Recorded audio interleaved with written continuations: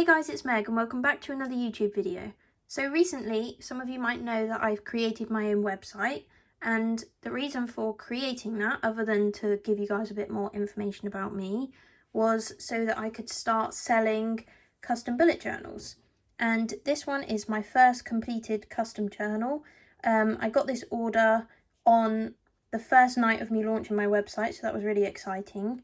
Yeah, I was kind of worried I wouldn't get any, and obviously this came through within an hour of me launching my website, so that was amazing.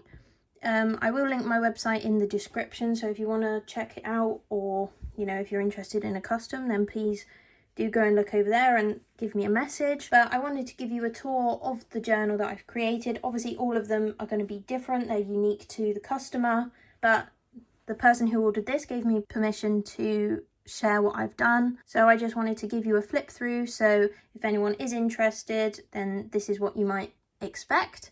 Also could give you a few ideas for your own journal if you're creating your own, but also I'm just really happy with how it turned out, so I wanted to create a video and give you a little flip through. So all the information is on my website, and obviously, as I said, that'll be linked in the description.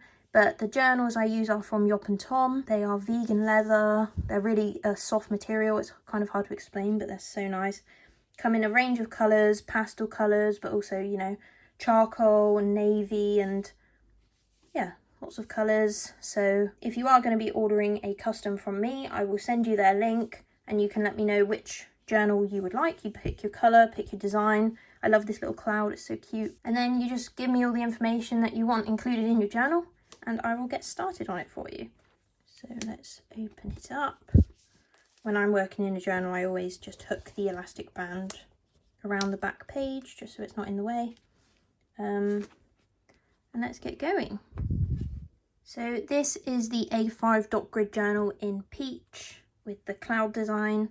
But as I said, there are lots of different colours to choose from, but this was the one that my first customer chose. Obviously I haven't filled any of this in, that's for her to fill in when she gets it. I love that these journals come with a key so that you can create whatever your key is to suit you. You can choose colours, for example, if you want to write about your work or your school, you can colour code it.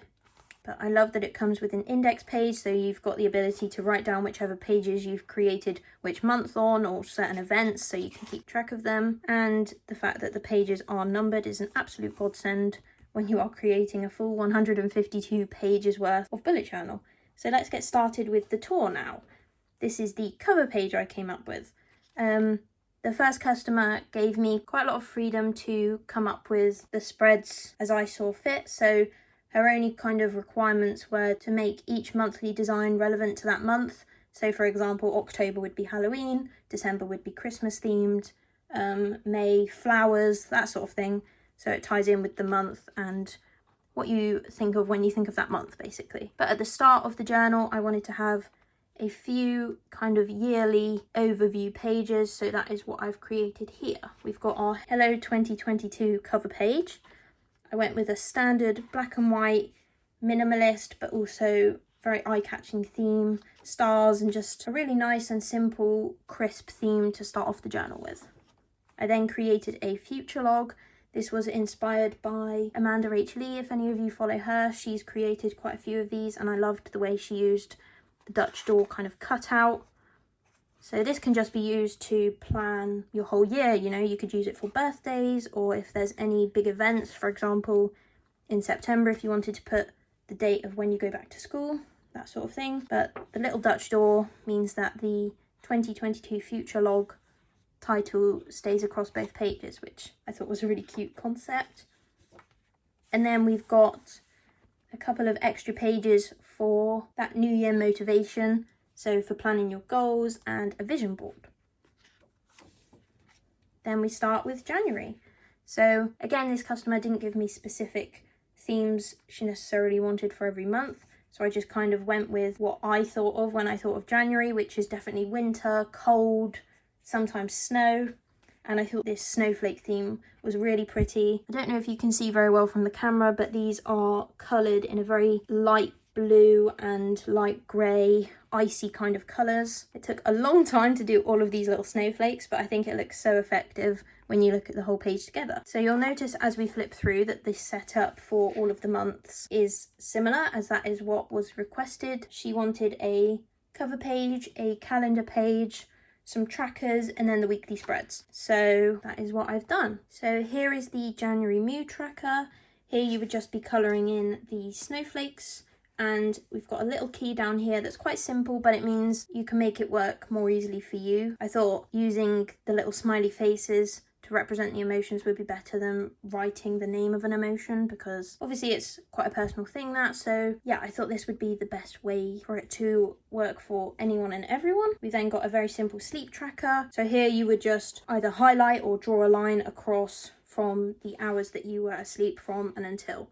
So it starts at 9 p.m. and goes to 11 a.m. Again, it's kind of difficult working out these kind of things for other people, but I thought this range of hours would work for most people. And if you were having a custom journal and you wanted a sleep tracker, you can always let me know which hours you tend to sleep from and until, so I can make sure it's really specific for you. But this is quite a general one, so it should work well for anyone really. Would recommend filling this in with maybe a line, so using a ruler, or you don't even have to if you don't want to, a ruler from, say you slept from 11 p.m. to 8 a.m, drawing a line, and then you could even highlight every other one in different colours, so it's all colourful as well, maybe in colours that keep with the theme. And yes, then we are on to the weekly spreads.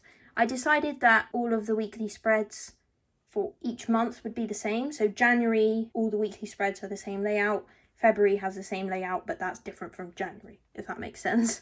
But again, this was in keeping with the snowflake theme, using the very pale, washed out, icy colours. I think it makes it really January inspired, because it is often wintry, kind of cold and a little bit grey. So we've got the days of the week set out through the middle, which you can just use to plan, put notes in, however you want to use your journal.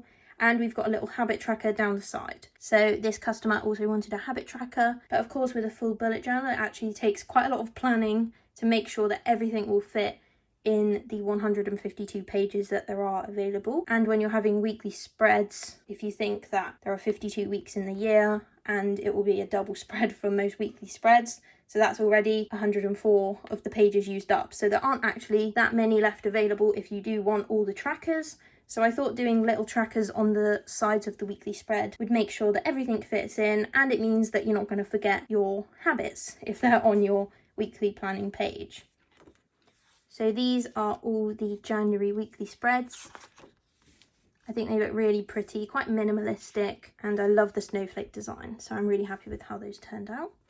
And then we are on to February, which is of course Valentine's themed. I love all these pastel colours, the kind of doodle style design that I chose to do. A little quote down here, love what you do. I thought that fitted in really nicely. And yeah, so this is our February cover and calendar. Then we are onto the mood and sleep tracker again, just making sure it fits in with the theme, and you would fill in the sleep tracker in a very similar way again. We've got the same mood tracker key as I've used throughout, so that stays consistent and more easy to use. Then onto the February weekly spreads. Again, we've got the tracker and the very simple and cute little layout with the hearts that have the dates in.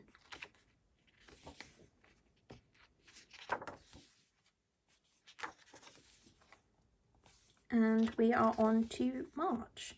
I think this has to be my favourite month out of the whole journal. I love the colours, it's so bright. March to me is kind of like the start of spring. I'm not sure if technically it's the start of spring, but kind of feels like the time when, you know, the flowers are starting to come out, and obviously the bees will be as well. So yeah, I love these colours. It's so eye-catching when you're flipping through the journal. And the little honeycomb design, although it was very time consuming and took ages to colour in, I think it looks so good now that you can see it all together. The mood tracker, of course, I went with the honeycomb style for this one, and the similar style of sleep tracker. And then we go on to the weekly spreads, which are also my favourite weekly spreads through the whole journal, because I used the Dutch door technique. So if you can see, we've got March down this side, and we've got the tracker that you can see at the back, which runs for the whole month, and then the weekly spreads are in the middle, but I cut the edge, so you can still see March and the tracker as you go through all of the weeks. just something to change it all up a little bit.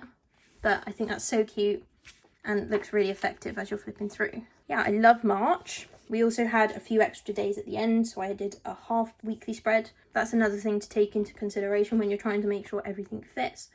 Because although most months you can make fit into 4 weeks, if you maybe have a section at the end that spreads for the last couple of days in the month that maybe flow into the next week, sometimes there are months that just don't fit into 4 weeks, so you have to do something that will allow it to fit into the journal and work with all the rest of the spreads you need to fit in. But yeah, moving on to April, this was inspired by April showers, which I'm not sure it is a thing elsewhere in the world, but in the UK that's definitely something that we experience.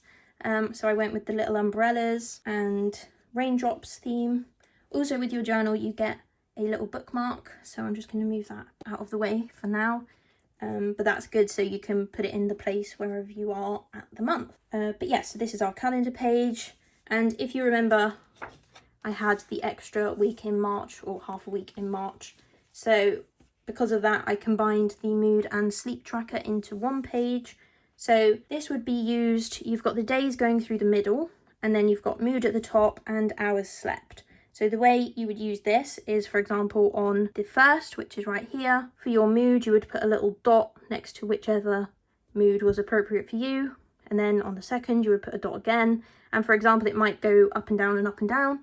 And then at the end, you can join all of the dots and you would be able to really clearly see the pattern of how your mood changes. So for example, the start of the month, you might have been consistently really in a great mood, really happy. And then you might have had a dip, maybe something happened, and then not have such a great mood, and so on like that. And the same would go with the hours slept down the bottom. So you would put a dot next to whichever of the hours you slept, and you would create the graph going across as well. So that's just a different style. It means you can track both mood and sleep on the same page, which gives us extra room in the journal.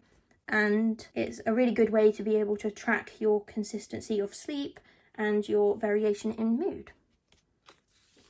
So these are the April weekly spreads. Again, we've got our tracker, and this is a different style of weekly spread layout again. You'll notice that I tend to stick within the colour theme so that there are a few colours used for each of the months, so it stays consistent and looks really neat across all of the spreads for that month. So in April, we've got purple, 2 different shades of purple, and this light blue for the raindrop colour.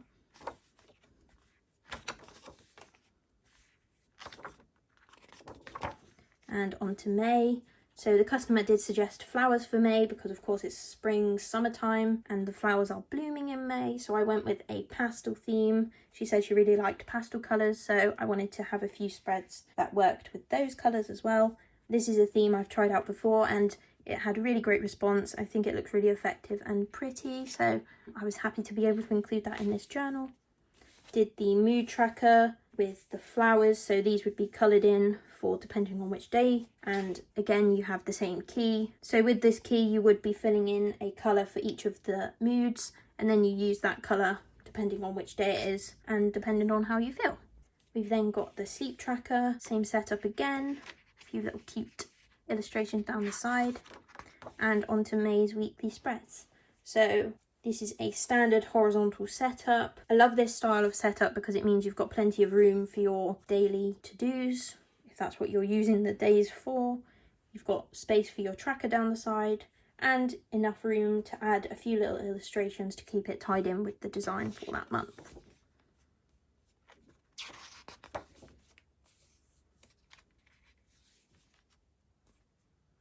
So this is a good example of where the month finished on the following Tuesday, but Monday and Tuesday wouldn't have been enough to create a whole weekly spread. So I used a box at the end and put next week for the Monday and Tuesday. So this can be used to plan for the following Monday and Tuesday in May, if that makes sense. So it was quite a lot of maths involved, a lot of planning, but I've made it work. Yeah, I'm really pleased with how it turned out.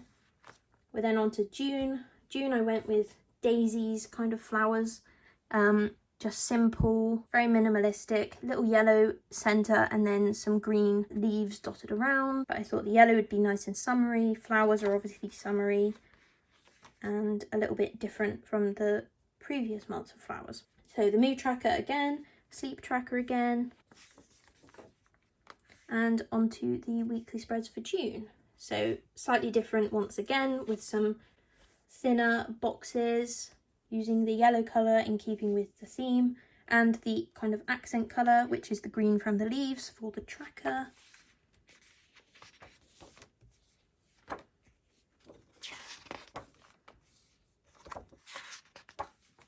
And we had another half a week left over, so that's this page here. And then we were on to July. July I did watermelons because I thought that was so summery, gives very much summer vibes. And I actually did watermelons for my July theme in my own journal, and everyone seemed to really like that, the bright pink and green, so I thought that would work well here. Because we had the extra half a week in June, I did the mood and sleep tracker combined again. But it's also nice because it gives a bit of variety for the different types of trackers that you use as you go through. And then we've got July weekly spreads. Tracker down the side, little watermelon designs, and I love this kind of writing. That was one of the styles of writing I'd used in my own journal, and I just thought it was so eye-catching and obviously worked perfectly with the watermelon colours and the little pips, so I decided to use that here.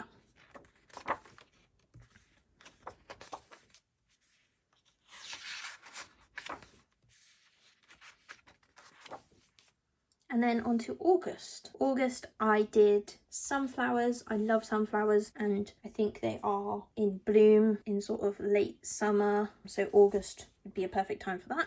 A slightly different colour yellow than has been used previously, so that keeps a good level of variety going. We've got the mood tracker, so all of the petals. That took a long time to make sure we could fit 31 petals going all the way around, but we managed it. So, and then the customer is able to colour in the petals depending on their mood. Maybe they've got a set of yellows, oranges and browns, something like that would work really well here. That's another thing as well with the mood trackers, you want to maybe try and pick colours that fit with the theme, just so when it's all complete it will still tie in really nicely. But of course it's your journal, you can do whatever you like with it. That's just what I would recommend. But yeah, then we had the sleep tracker, a few little sunflowers down the side, and then the weekly spreads. I love these, so simple, so bright. I love the yellow, kind of an orangey, almost mustard yellow. Goes really well with the brown. Feels a little bit retro design. And here we've got the brown, the secondary colour, I suppose. There's always one more prominent colour that I use. So for example, here is the yellowy orange, and then the second colour, which is the brown, which I tend to use for the habit tracker. So as you can see, I tend to highlight every other line, and that's just to add a bit of colour and helps it tie in with the rest of the theme.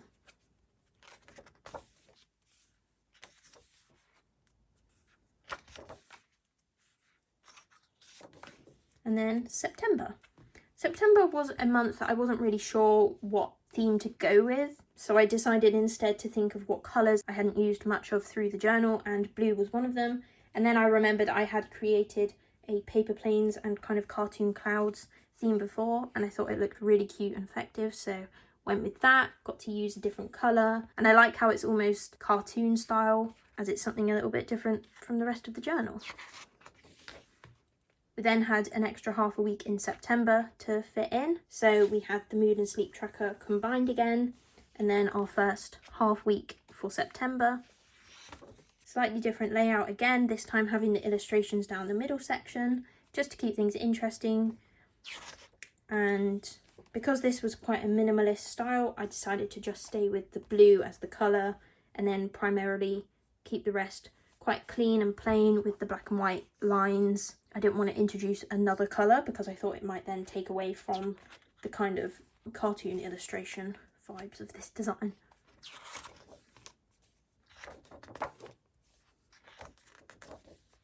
And on to October.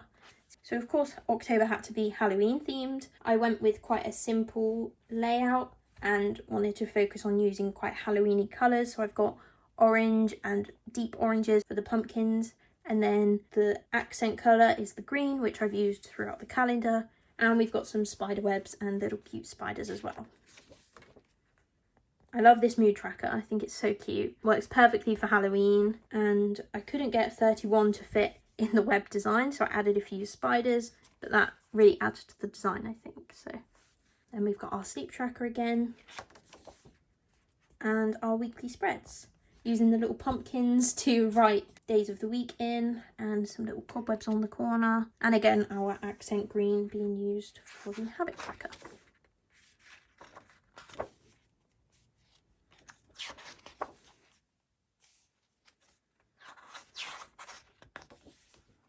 On to November. So November, I've used a lot of fall colours, so browns and reds, orange and deep yellows. I really love this one. This is probably my second favourite, second to the March honeycomb theme and spreads, just because I love this colour palette, and obviously it's November at the moment, so it felt very autumnal to be creating these spreads. The mood tracker has lots of leaves, which will just be coloured in, and a few little acorns as well, depending on the day. Then we've got the sleep tracker and the weekly spreads. I wanted to make sure the middle section of these spreads was kept really simple, because the design that I was using is quite a busy one, so I think this balances it out really well.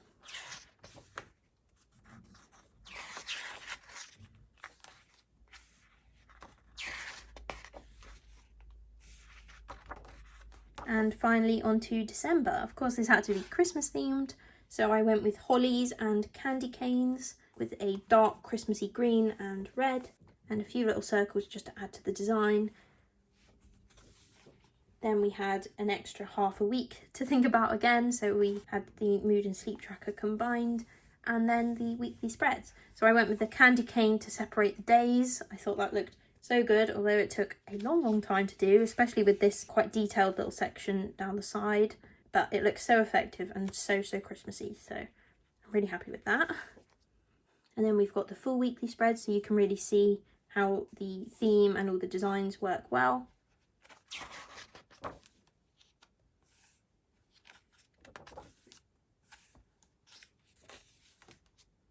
And then for December, I put the habit tracker at the very end, so there's room for 4 habits to be tracked. And on the first half of the week, I put a mini tracker for those few days. So this starts from the 5th and runs to the 31st of December. And you would just cross off the date, whichever day it is, if you did that habit that day. And then the final page is a page for goals for 2023, which felt very weird to be writing 2023 when we're still only in 2021, but I thought this was a really important page, because a lot of people, as you get towards the end of a year, want to make plans for the next year, maybe a bucket list or any goals they want to achieve, so I thought this would be a nice way to finish it off. And then you have a pen test page which comes with the journal, so that's a really handy page if you want to make sure that your colours match the ones I've used, or just make sure your pen works before you use it. And then there's a little pouch at the back of the journal if there's anything you would like to keep in there. Any photos or scraps of paper that you might want to use. And that is that.